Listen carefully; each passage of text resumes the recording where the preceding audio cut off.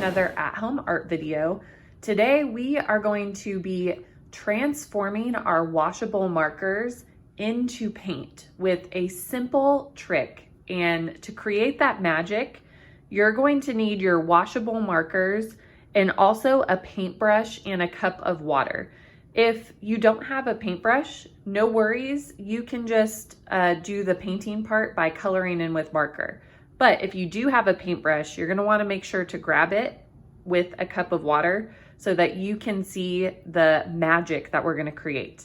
In addition to those two supplies, you're gonna need a pencil, paper, you're gonna need an eraser. To make the marker into paint, you're gonna want a little piece of foil, a white crayon, salt, and cardboard. And these two are optional. Salt is gonna create a really cool texture after we add the paint.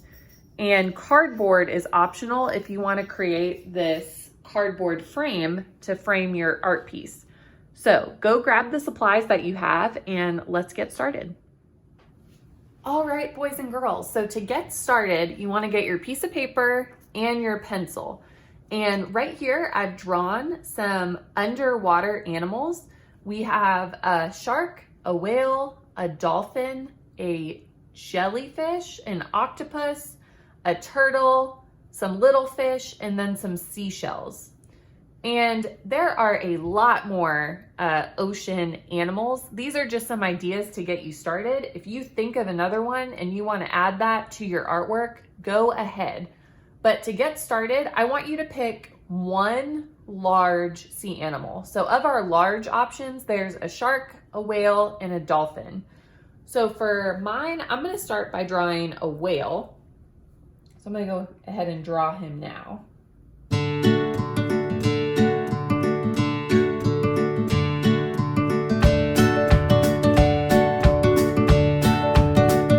All right, so now that I have my whale, one thing I want you to know is draw lightly, because when we're done drawing our underwater creatures, we're gonna go and outline it with white crayon. And so we wanna keep the pencil line pretty light. So from here, I'm gonna fill the rest of my page with some more underwater creatures, and I want you to do the same.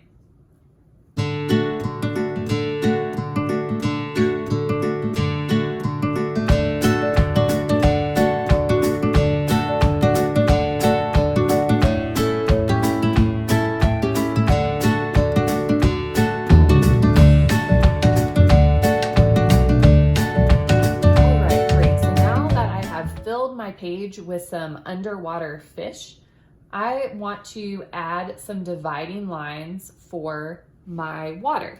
So as you can see from my finished one, and I actually have two so you can see, I have drawn some wavy lines in the background because I'm going to paint different shades of blue for my water. So I'm going to take a minute and I'm going to draw those lines in my background.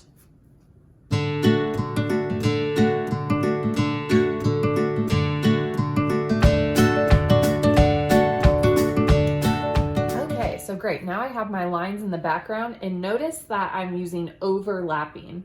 So I started drawing this line, but my whale is in front of it. So I didn't draw it over the whale, I went behind it, and then I picked up back when I got to the top of the whale. And same with these fish.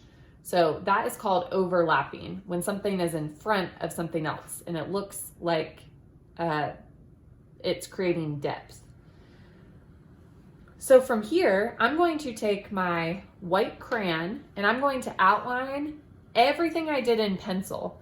Now, you're not going to be able to see what you're drawing, so you're just going to have to remember what you've outlined and go from there.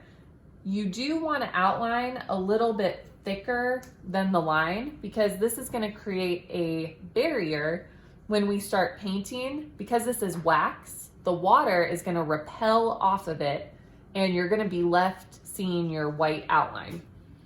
So looking at this example, you can see these white lines. That was actually my white crayon. So like I said, you're going to have to push down a little hard, and you want to go a little bit past the pencil line.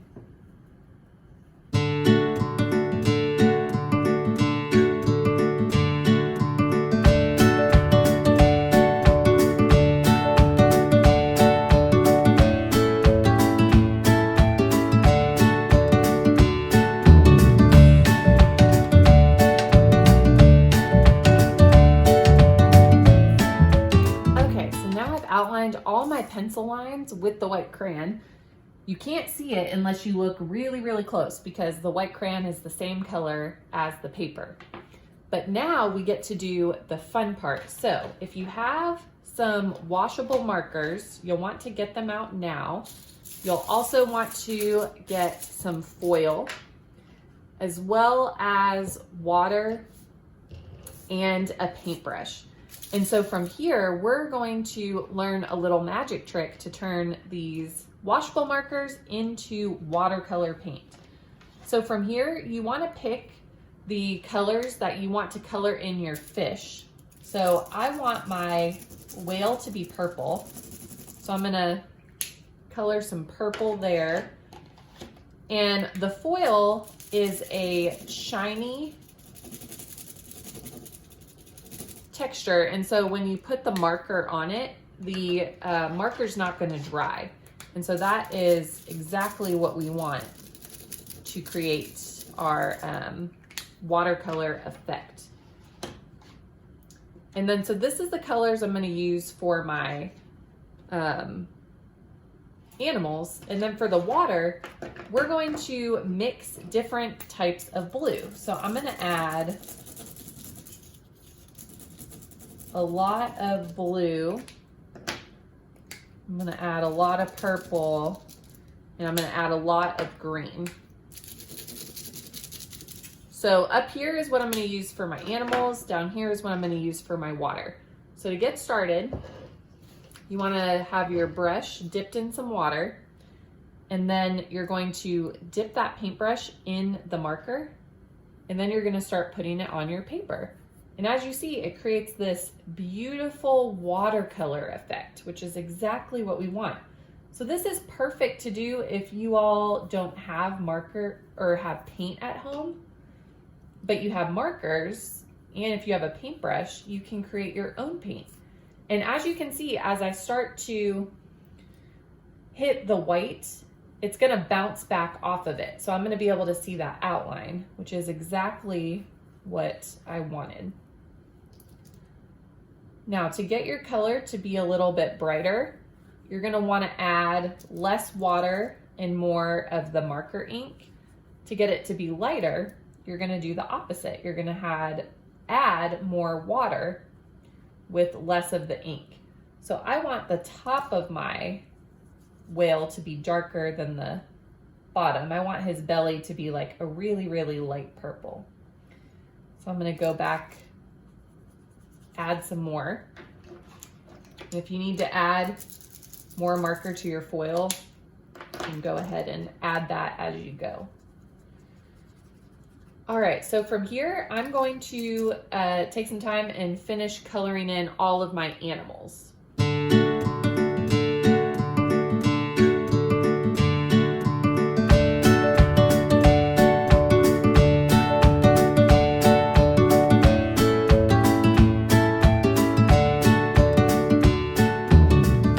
Okay, so from here, now that I have my animals colored in, I'm gonna start filling out the background, and I want each section to be a different color blue.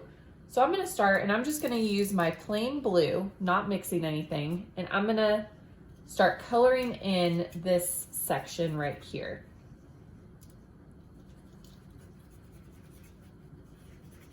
And then when I'm done with this section, I'm gonna start mixing some more colors. Like I'm gonna mix my blue with my purple.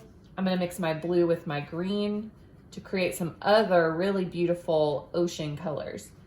And you can see that crayon is starting to act as a buffer in between my areas so that it's helping me not mix all my colors together.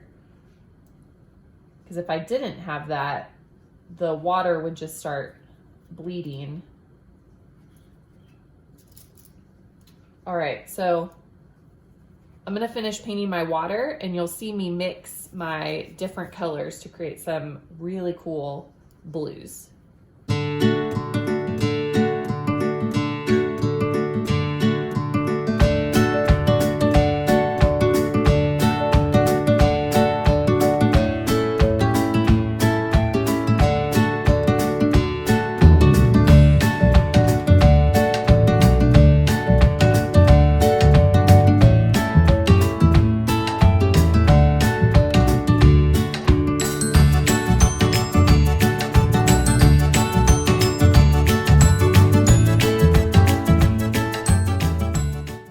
Okay, so now that I have my water all filled in, I'm actually gonna go back and there's some things I want a little bit darker. Like this little green fish, I actually want him to be a brighter green, so I'm just gonna go back and add another layer. So once you get your water, take a look at what you've created and see maybe what you want to add a little bit more color to make it brighter. And don't be worried if some of your colors start mixing into other areas. Like here, I accidentally got some purple into my jellyfish. That is totally okay. It's actually, once we do our last part where the colors kind of start to mix together, it's actually gonna look pretty neat. So once you get your drawing all painted and it's still pretty wet, one thing that you can add is you can take some salt, and this is going to create a really cool texture whenever it dries. So your paper has to be wet. You're gonna add the salt on, and what's gonna happen is the salt is gonna start absorbing the water, and it's gonna leave this really cool texture on your paper once it dries. So you're gonna sprinkle your salt, and then you're gonna let it sit there for about 30, 45 minutes, as long as it takes for the paper to dry. And if you check back on it, you'll actually start to see areas where the salt has started to absorb. Like I'll show you my other example right here. This is one that I did earlier, and as you can see, the salt, it started to absorb, and then it started to make the marker ink start to be speckled. Same with the water. This just makes it look like it's actual water. So once your artwork dries, you're gonna shake the salt off in the trash can or in the sink so it doesn't get all over the floor. And then you'll be left with this really cool underwater watercolor masterpiece. And now, as an option, like in my example, I created a cardboard frame. So if you have some cardboard just laying around, like this came from Amazon boxes, I cut off pieces, and I'm gonna cut this piece in half.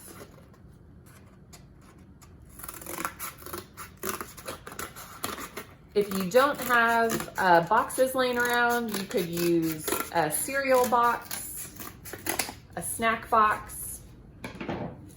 But for this, if you wanna reveal that really cool corrugated texture that's underneath, you can grab this first layer and then just peel it back.